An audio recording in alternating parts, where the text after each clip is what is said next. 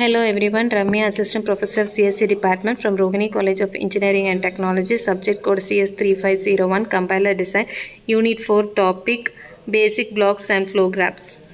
Our first job is to partition a sequence of 3 address instructions into basic blocks. We begin a new basic block with the first instruction and keep adding instructions until we meet either a jump, a conditional jump, or a label on the following instruction. In the absence of jumps and labels, control proceeds sequentially from one instruction to the next. This idea is formalized in the following algorithm. A sequence of 3 address instructions, a list of the basic blocks for that sequence in which each instruction is assigned to exactly one basic block. Method: first we determine those instructions in the intermediate code that are leaders, that is the first instruction in some basic block. The instruction just past the end of the intermediate program is not included as a leader. The first 3 address instruction in the intermediate code is a leader. Any instruction that is the target of a conditional or unconditional jump is a leader. Any instruction that immediately follows a conditional or unconditional jump is a leader. Then for each other, its basic block consists of itself and all instructions up to but not including the next leader or the end of the intermediate program. Next, use information.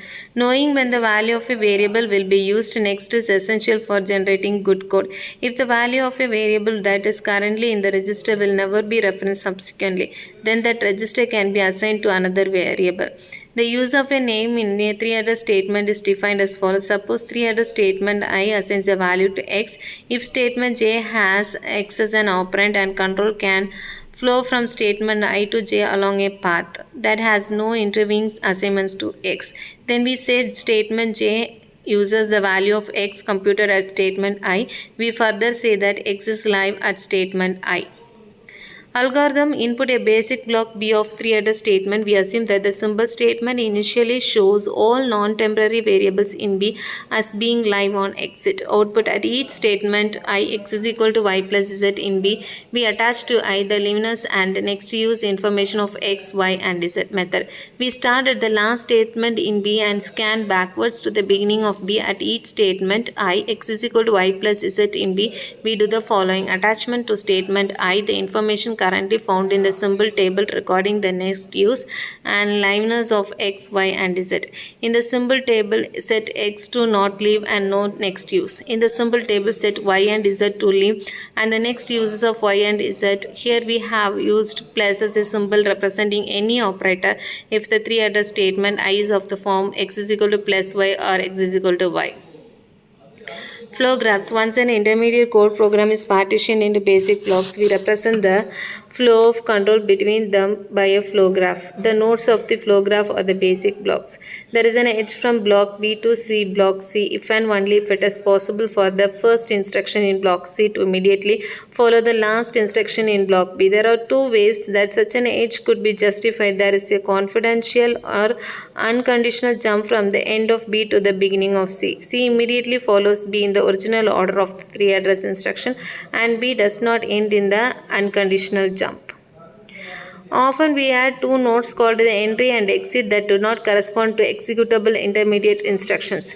There is an edge from the entry to the first executable node of the flow graph, that is, to the basic block that comes from the first instruction of the intermediate code. There is an edge to the exit from any basic block that contains an instruction that could be the last executed instruction of the program.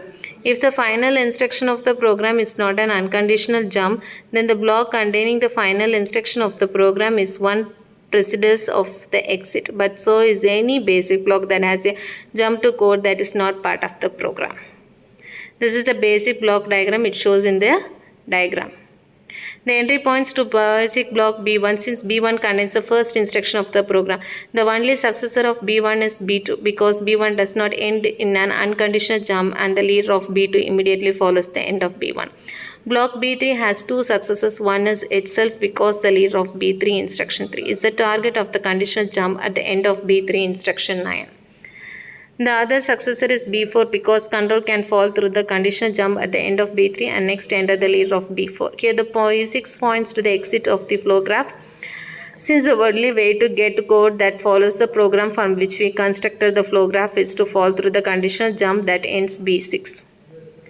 Representation of flow graphs. Flow graphs, being quite ordinary graphs, can be represented by any of the data structures appropriate for graphs. The content of nodes needs their own representation. We might represent the content of a node by a pointer to the leader in the array of 3 address instructions, together with the account of the number of instructions or a second pointer to that last instruction. However, since we may be changing the number of instructions in a basic block frequently, it is likely to be more efficient to create a linked list of instructions for each basic block. Loops. Programming language constructs like a while statement, do while statement, and for statement naturally give rise to loops in program. Since virtually every program spends most of its time in executing its loop, it is especially important for a compiler to generate good code for loops. Many code transformations depend upon the identification of loops in a flow graph. We say that a set of nodes L in a flow graph is a loop if L contains a node called the loop entry such that E is not entry, the entry of the entire flow graph. No node in L besides has a precedence outside L. Every node in L has a non-empty path completely within L or E. Thank you.